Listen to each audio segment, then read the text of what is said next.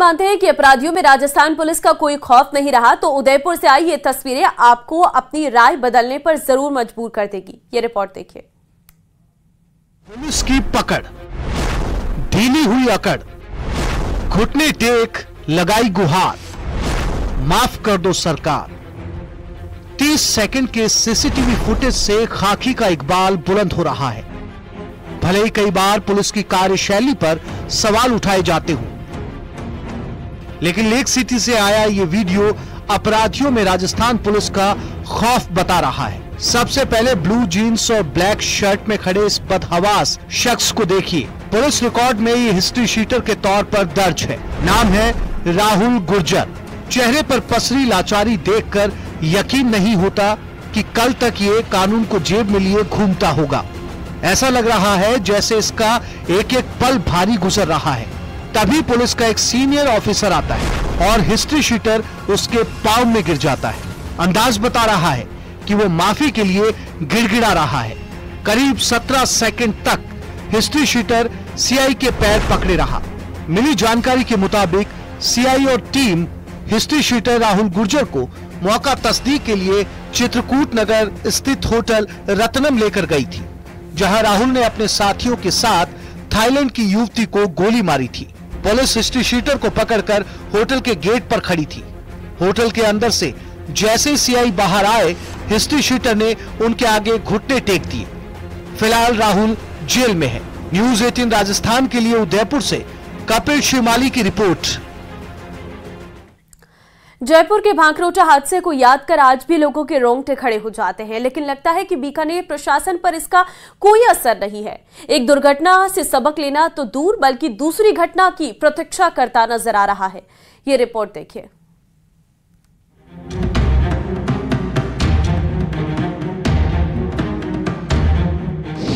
भांकरोटा अग्निकांड के बाद भी गफलत जारी, जिंदगी पर लापरवाही पड़ ना जाए भारी।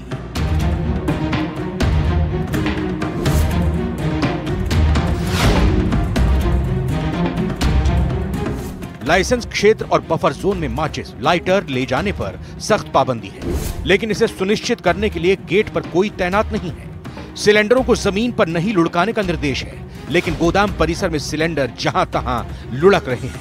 मोबाइल और वाहन नहीं आने देने जैसी सावधानियां भी लिखी हैं, लेकिन इन सावधानियों को अमल में लाने वाले को क्या समझा जाएगा, ये बताने की जरूरत नहीं है। बीकानेर में कई स्थानों पर गैस के गोडाउन और पेट्रोल पंप एक साथ बने हैं, तो वहीं रिहायशी इलाकों में बने गैस गोदाम कभी भी बड़े हादसे का रूप ले सकते हैं।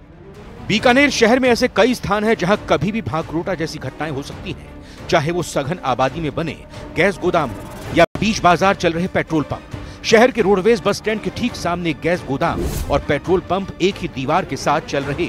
वहीं गांधीनगर, पत्रकार कॉलोनी जैसे रिहायशी इलाकों में भी गैस गोदाम आबाद है। खास बात यह है कि इस गोदाम के पास एक गर्ल्स हॉस्टल भी है और पास ही लगता आर्मी का क्षेत्र है, और तो और गली मोहल्लों में अवैध रूप से सिलेंडर भरने का धंधा भी आबाद है।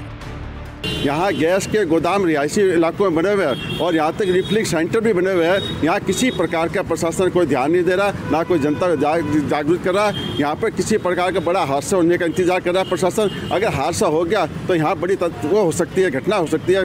शहर में घनी आबादी के बीच लगभग 1 दर्जन से भी ज्यादा स्थानों पर बीच बाजार में पेट्रोल पंप बने हुए हैं, जबकि लोगों की सुरक्षा के लिए खास नियम कायदे बनाए गए हैं। रिहायशी इलाके से आउटर में गोदाम का संचालन होना चाहिए। गोदाम को हवादार बनाने के लिए पर्याप्त वेंटिलेशन होना चाहिए।